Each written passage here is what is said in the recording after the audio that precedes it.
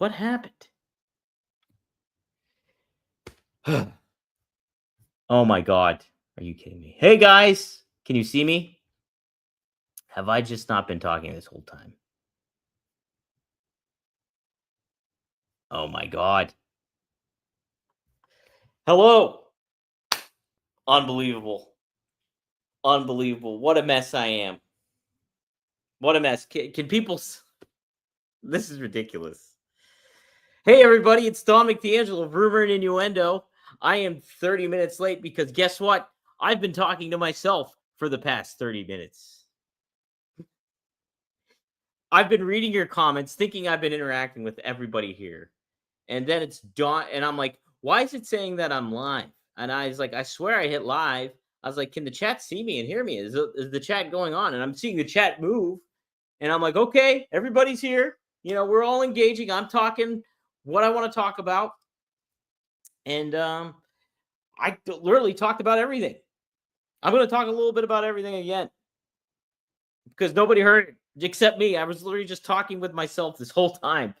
This is ridiculous. Oh my God. Hello, Ron Ward. Let's say hi to some folks in the chat if they're still here. We got Ron Ward here. What's up? Who the duck is this guy? Yeah, it's me, everyone. I've been here. This is the best episode. Well, off to what a start. Literally, I had the whole show. I did the whole show right here, right now.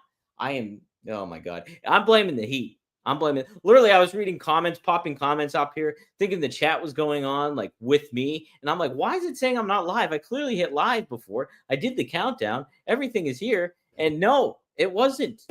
It wasn't here.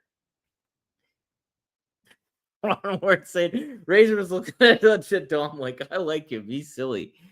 Oh my God. Hey, Wrestling Old Head. Yes, welcome back. Thanks for engaging a little bit earlier. I'm sorry I was not here. I was here, but I was not live. Now I'm literally doing part 2. I named this episode Pipebomb Part 2, and here's my Pipebomb Part 2. Literally, unbelievable. The sloppiest thing I've done yet on this show, and that is saying a lot. So thank you everybody for tuning in right now. I did. Oh, you did mention? That's awesome. Well, I mentioned you on the show earlier about this. I pulled up your previous comment and talked about it, but nobody heard it. All right, here, hitting the reset button. What I want to start with first. I talked about my Wild Wrestling weekend. I'm not going to cover that again. I was at IWC. I did commentary for that. My degenerate brother Marcus has hold possession of the high stakes championship. And then I managed Marcus the next night at APWF Redemption. Really fun stuff. First ever time I managed Marcus, and we're undefeated. We are undefeated as brothers. So match will be posted soon, I think. But hey, let's talk a little bit about this John Cena promo that I already talked about. Sorry guys, man, my apologies. Well, I'm such a moron. Gah. All right. So what I said was John Cena, that promo was amazing. That promo was great. I loved it. I loved every bit of it. I thought what he said had so many layers to it. People kind of thought, some people online thought it was like not all that, like kind of cringe in certain ways. No way. And I think if you think that, you might not necessarily get wrestling in certain ways, because Cena doing a parody of the CM Punk promo in the light and tone that it was, in the setting that it was, with CM Punk being laid out through a table, it was very much like a villainous monologue, a super villain monologue. And so him delivering this to a laid out CM Punk like that, and just turning that pipe bomb promo on its head, was amazing stuff. The layers that he gave to this thing. There was like certain dog whistles here when it comes to like Punk being a hypocrite, Punk just going with what is popular the popular viewpoint in society and not really being sincere about it. Like saying this stuff that some online people think about what about Punk, and making this part that part of the story was great stuff. And then Cena just saying this, and then and also implying he's a hypocrite for uh like implying, not saying it outright, for going to Saudi Arabia and doing this when what he said in the past.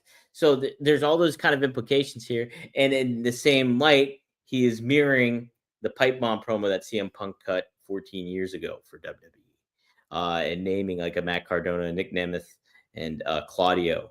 Uh, it was such an amazing promo. It spoke to how smart Cena is as a pro wrestler and why he is at the level he is, and what a student of the game he is, and how he's his own man and he's his own unique promo. Um, and so this heel run can be criticized on certain levels, absolutely. But what I do think is an overall thing about this is a highlight of John Cena's heel run. Oh man, I can't believe this did not. None of this got recorded previously. I wasn't live, and but what I did say is I think you can have this program run through SummerSlam, and even more so if you kind of want to. But I think you can have this really culminate till SummerSlam to SummerSlam. I think you would almost do this feud a disservice if you didn't make it go to SummerSlam, because I think Cena really set the table here. And we know the capability of Punk on the mic. So him and Cena doing this in the light that he's doing this, you're creating a really good villain versus good guy dynamic here. And I thought that promo was great. It's the promo of the year, and I don't know how you can top it. How it will be topped. Uh, I did a lot of Pittsburgh talk too when I thought we were recording and we weren't. But I did say local Pittsburgher Mark Madden actually called this Cena promo a top 2 to 3 promo of all time. I think he said. That's hard to do, I would say. Like all the great promos in the world that's happened, this is a really, really, really great promo. Like one of the best promo I think I've seen in years, and maybe that could be recency bias, but I this is one of my favorite promos I've definitely seen in a while. Triple E says Cena just should have said hi to Joe Hendry. And Derek Hubbard adds, the promo was can't look away television, but I fear counterproductive. Cena being a cool heel could be damaging for Punk now and dangerous for Cody later. I disagree. I see what you're saying, but I think Cena saying what he said, yeah, he got a crowd reaction. He got some positive cheers and stuff like that. He kind of took a poke back at the fans, not just at Punk when he said, see, they agree. Because he's already stated too how the fans are fickle and how they go back and forth. Like they'll cheer now and but then you'll toss that person away when it's said and done. And so he's already set that table for that. So him even saying, see, they agree is kind of a condescending thing to the fans as well. But Derek, to what you're saying too, I also think that Cena, um, Cena still having that presentation that he has, still using the same theme music, still coming out to in the same attire, and like really not giving the fans a whole lot, still will kind of preserve him in that heelish role. Will he still get cheered? Yes, because the fans are just like that. It's going to happen. But I don't think the fans will turn on Punk. I think Punk has enough cachet with the fans and is so still cool, still packs that anti-hero punch enough that he will still be the baby face in this. And I think Punk is smart enough to get himself over, still continue himself to get himself over as a baby face, and Cena's smart enough to get himself over enough as a heel. I think this is still very captivating thing going on here. But I think your point is still valid nonetheless. Yeah. Should we tolerate this? I cannot believe I did that. I really can't. Can't. I mean, I can believe it because I know who I am, and I've. Oh my god, just unbelievable. I can't wait to text Robert what I did. It's so funny. So stupid. Dang it. I really talked. I seriously talked for like 30 minutes here. Um. Okay, so my next point was about was about where is Night of Champions taking place at? Um, will it happen in Saudi Arabia? You consider that what's going on in the world, particularly with United States, Iran, and Israel. That whole situation that unfolded over the weekend, where we bombed Israel, we bombed Iran, uh, creates a lot of tension, and it creates a lot of concern. Uh, some comments that were made by the Iranian government also creates a lot of concern. So, uh, will WWE go to Saudi Arabia? It looks like they are, according to Justin Barrasso, who will be a focus here soon enough here on Rumor and Innuendo. A little bit more on that later on. I'll wait for Robert to get back to get more further details. But he says the sources that he spoke to, there's no plans to not go to Saudi Arabia. They're still going to Saudi Arabia for Night of Champions on Saturday. So obviously it's unnerving a little bit. Um, you know, I don't know if I could go if I was a talent. I would just be like, and I wish Robert was here today. I said this when I thought we were recording or we weren't. That I wish Robert was here so I could get his perspective, a legal perspective on this. I know they have a deal, obviously, with Saudi Arabia that makes them a crap ton of money, an unfathomable amount of money for these shows, and that's why they do it. But I mean, if this is a global issue going on that WWE has no control over, like, and you're putting your talent at risk, like, you would think you could not go.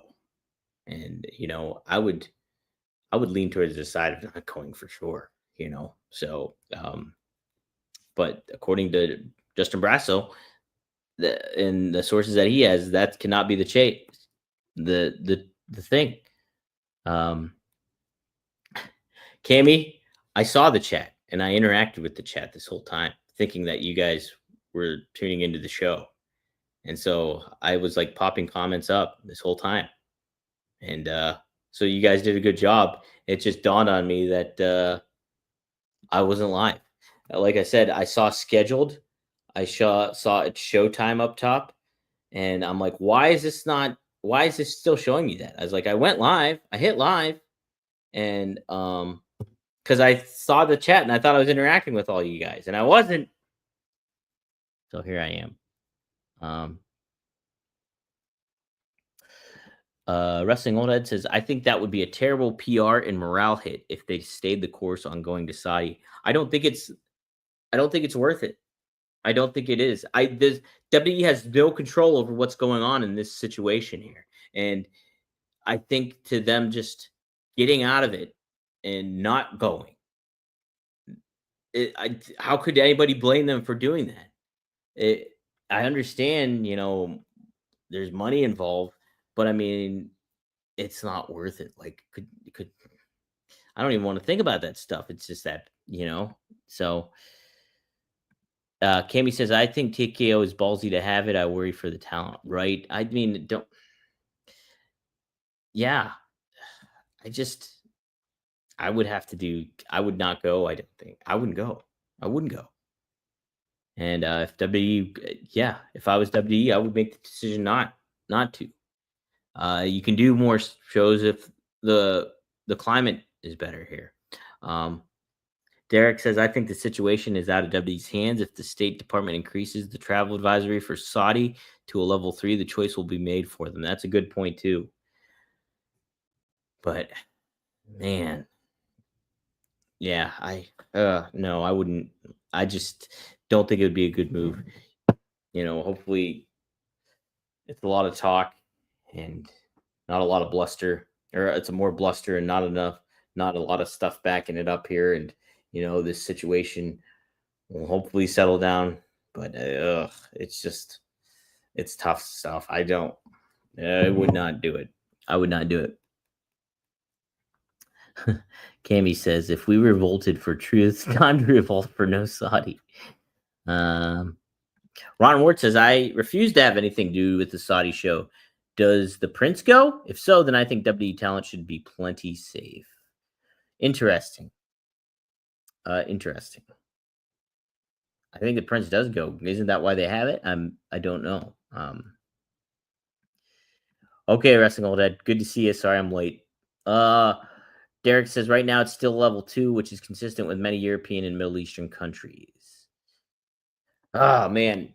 So yeah, I mean, but how do you know? Like, how do you actually know? I know there's so much money involved here, and it's just like the expectations are there and everything to that effect.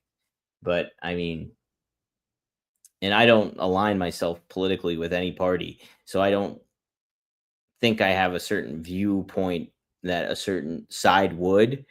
I just think from my own perspective that I would not do this.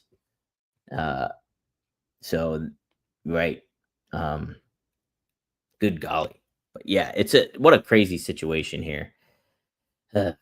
Just nuts. Speaking of nuts though, holy smokes. Let's talk about Blue Chew. You know what? Have better sex with Blue Chew. Hold on a second. Make a copy. Yes. Hold on. Bear with me. Man, what a segue I had. And now I have to wait for this. Okay. Have better sex with Blue Chew. Blue Chew is the original brand offering chewable tablets for better sex. And starting now, Blue Chew is offering a combo so strong it'll knock your socks off and your neighbor's socks off. You'll have to move towns to know with the amount of noise that you'll be making. Blue Chew Max has arrived, and it combines active ingredients of Viagra and Cialis into one chewable tablet. The combo acts fast and lasts. So you guys be ready when she needs it, and you get your first month of Blue Chew free. Make life easier by getting harder and discover your options at BlueChew.com. We've got a special deal for our listeners. Try your first month of Blue Chew free when you use promo code NASH. Just pay $5 shipping. That's promo code NASH. Visit BlueChew.com for more details and important safety information. And we thank Blue Chew for sponsoring the podcast. All right. I thank you all for doing the ads for me. Hey, Dom, we didn't know you at the time. What do you think really happened at the Saudi show where the plane was held on the runway? I think there's more to it than what we were told. I definitely think there was more to it. I don't, I think there was a lot of tension on there. I think there was a lot of unease there. And I don't think it was handled completely properly. Like, I mean, like obviously from the Saudi side, I think that was unsettling, right? How could it not be if you're a talent? How could it? I think there was, I don't think we know the whole story. That's my thoughts on that. I was pretty outspoken when they first did the Saudi deal. I was like, and I'm still not that big of a fan of it, to be honest. And I there's certain aspects that I'm kind of like more like, all right, whatever, but yeah, I was pretty outspoken early on, like when it came to all this stuff. So you can find some of my stuff if you do a little Google search, type my name in, and see what pops up maybe. But let's see. Triple E says there's always more to it, to the government, and Vince and Saudi people ain't gonna tell us what actually happened. They can't even be honest with JFK. right. There's always more to the story, I think. And so yeah, I think this is the case here with what went down 5 or 6 years ago. Whatever, was it 6 years ago? I think it was 6. But yeah. So that's my thoughts on that for sure. Let's take a look at the Raw preview. I like SmackDown a lot. I think SmackDown's a little long. but thankfully it is going to 2 hours here apparently in July. So thankfully that's going to happen. But I do think it was a showcase for LA Knight. I thought he uh, bucked the convention of his type of promo style, did something a little different. The ebb and flow of what he was doing, I thought was different and refreshing. And then him getting paired up with Heyman here speaks to what maybe WWE views of LA Knight here and building him up to that main event level. So him being in this program here with Seth Rollins' faction, Paul Heyman, all that stuff, I think is adding value to LA Knight, and more to come, I think, from that. And I'm not against it. I think it'll be interesting to have a fresh face like LA Knight, maybe in this world title picture here at some point or another. Jacob Fatu's amazing on the mic. Speaking of that, thought he was amazing. I thought Solo was amazing too in what he was doing. So I thought that segment was really great. Liked the Orton Sami Zayn match. Thought the finish was great. Thought the match itself was great too. And Orton potentially going up against Cody is very exciting, I think, in the King of the Ring finals. I think that's what it should be, to be honest. I think it should. And then we had Alexa Bliss losing to Asuka, which I thought was a good match too. And I thought, if you take a look at all the women that were involved on that show, speaks to how healthy that women's division is on SmackDown. I think it was a great show. I thought it was a great show. The stars were out. The stars were out. And I thought the Cena Truth match was good too. The story itself, and like my initial thought with that was that my impression, because I watched it all this morning, was that people thought, I saw people online say that Truth is not being handled properly, and it seems like they're underserving him. I don't think that's the case at all. I think Truth is being served properly, and I think him getting the DQ win is a-okay. I think Truth has been protected on here. I think it's interesting what we're seeing, a little bit of a tease with him and Damian Priest, potentially Aleister Black. Maybe we're getting a faction there. I don't know, like this rebellious faction, which I think would be very, very cool at this time. You could maybe play into that later on, if The Rock ever gets involved again here, and like he's got this quote unquote monopoly over WWE or whatever, you have this rebellious faction causing stuff going on. Somebody like Damian Priest taking the helm, Aleister Black in the mix, and Truth too at the same time. Like, might be some fun stuff down the road. I was just throwing this out there, but yeah, I thought SmackDown was really good. Let's take a look at Raw real quick, and then I'll close this out. I've literally been talking for like an hour, and you've only been seeing 20 minutes of that hour. Let's take a look. WWE Raw preview tonight. I do know we have Jade Cargill going up against Roxanne Perez. Will we see Goldberg is the question. I'm always down to see Goldberg. Always down to see Goldberg, as you all probably know at this point, because I spoke about Goldberg a lot. Trying to find a good site to preview this on. Let's see. We got looking at the Sports Illustrated version. So tonight, you know what? Fightful usually gives a pretty straight up rundown when it comes to the WWE Raw preview, so I appreciate that. So, I mean, if you're looking for a good Raw preview, here we go. I guess not. I guess we're not seeing it. What? Here we go. Raw preview. Where do you think Raw's hailing from? It's Columbus, Ohio. Let's go Buckeyes. I hate the Buckeyes, actually, so don't go Buckeyes. Women's Intercontinental Championship. Becky Lynch taking on Bayley. Ooh, that's a good one. That's a good one. I think Becky has to retain here. She just won the thing. She's a heel. You got to keep her hot. So be interesting to see what they do, though. I'm sure Becky will cheat. Would I continue this feud after the fact?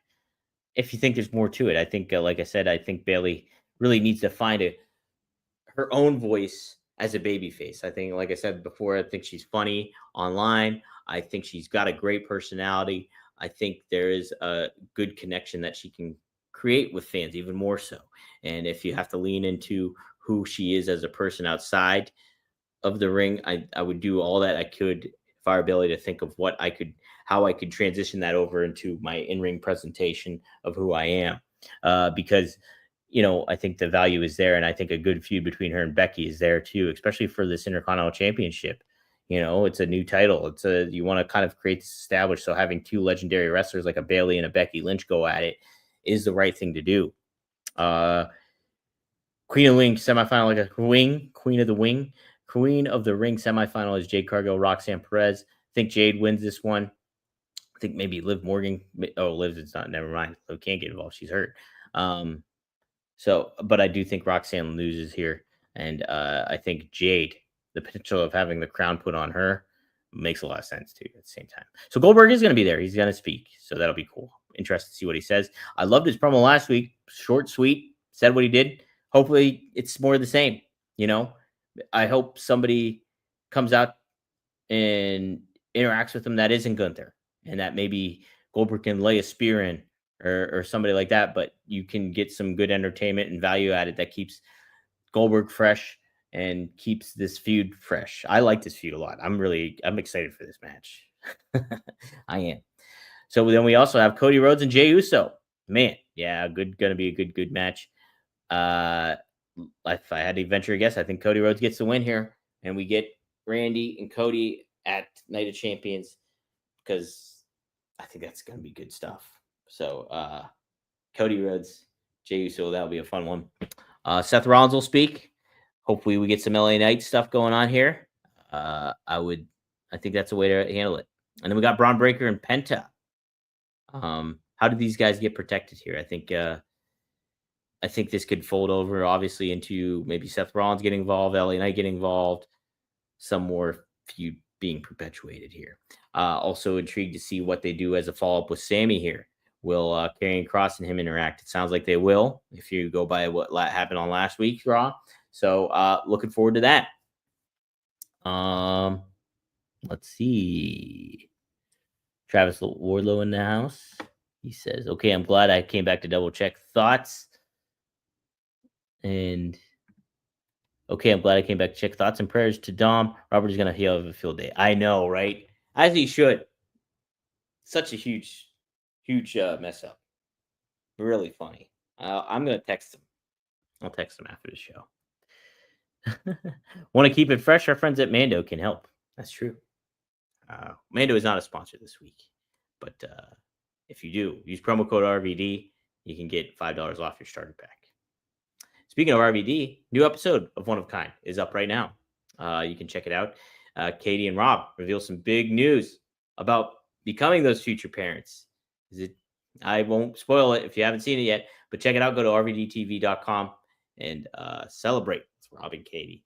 Rob also talks about Goldberg coming back, what he thinks about it, the age dynamic of it all, and gives his perspective on that. He also tells some fun stuff about AJ Styles, working with AJ Styles, what he thought about it when he did with TNA, and the different mindset he had at the time too. And so check it out. It's up now on rvdtv.com. Also later today, new episode of Straight Talk with the Boss, Greg Gagne, Magnum TA, will be posted, and you can check that out. Magnum gives some doesn't pull any punches when what he thinks about some of the decisions AEW has made recently. So be sure to check that out. It's a good episode. Glad to have Greg and Magnum back in the mix here. And so that's going to be up on Brass Ring Media. So go to the YouTube channel of that. So you'll see the yellow ring in the red, white, and blue. Subscribe to that channel. And that's the one you want to go to for fresh content there. Kami said she thought Robert was going to join them in the chat. Yeah, Triple E spoiled it in the chat if you guys want to know. But check out the show. It's a lot of fun one. Ron Ward does ask me, Dom, do I cook? If so, what's my specialty? I don't cook too often. I mean, I do in certain ways, but like I do my regular stuff, so it's not like I'd go crazy. This is nothing, but I've been making like my regular recently has been avocado toast. I've been doing a lot of that, like Dave's Killer Bread. Then you get an avocado, use the whole avocado, cut it in half, use one side on one slice, use the other side on another slice, throw some chili powder on there, throw some salt on there, throw some Parmesan cheese if you have it on there, um, and throw it in the oven and wait a little bit, or the toaster oven. If you have a toaster oven, boom, wait. Oh, amazing, amazing. What else have I been making? I do a lot of smoothies recently. Stir fry. I like doing stir fry a lot. This is all easy stuff. So it's like me really cooking. Is it? Is it really? But what I also have been doing too is I'm trying to be a little more health conscious when I eat some stuff. So I do like mac and cheese, but I do it like chickpea pasta, and then I mix in Brussels sprouts, shaved Brussels sprouts, mix that all together. Throw some stuff in there. I also do like a peanut butter sauce with some stir fry. Lots of different like lighter option that's somewhat healthy still. Still kind of packs a punch and fills you up too at the same time. So I've been doing that. Don't really have too much of a specialty. If I had more time and I had more like dedication to cooking something, I could come up with something good. And I think if like, you give me the ingredients, put in front of stuff and make something, I think I could do a pretty good job at it. Steak or crack? I mean, I would do steak. Cami says she closed the kitchen at her house. I know it is too hot to cook. Yeah, Fonzie episode coming up here. I think I said that on the episode I wasn't recording, but yes, Fonzie and I are going to be back Wednesday, I believe. Wednesday at 8 p.m. I think that's going to be the game plan. Ooh, Ron Ward says he makes pepper jack gratin potatoes, pain in the butt, but worth it. It sounds like it's worth it. Holy smokes.